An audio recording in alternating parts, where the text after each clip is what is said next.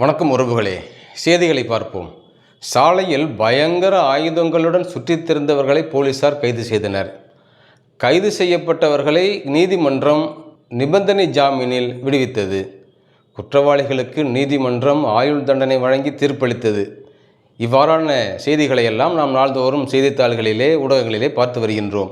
இவற்றில் இடம்பெற்றுள்ள பிறமொழி சொற்களை முதலில் கண்டறிவோம். பயங்கரம், ஆயுதம், நிபந்தனை, ஜாமீன், தண்டனை, ஆயுள் இவையெல்லாம் பிறமொழி சொற்கள்.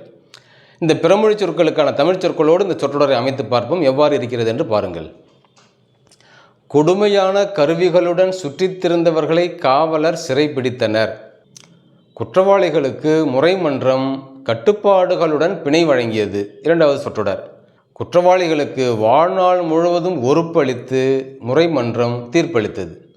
இவ்வாறு இந்த மூன்று சொற்றொடர்களில் தமிழ் மொழியை பயன்படுத்தி அமைக்கின்ற பொழுது அவ்வளவு அழகாக இந்த சொற்றொடர்கள் அமைகின்றன.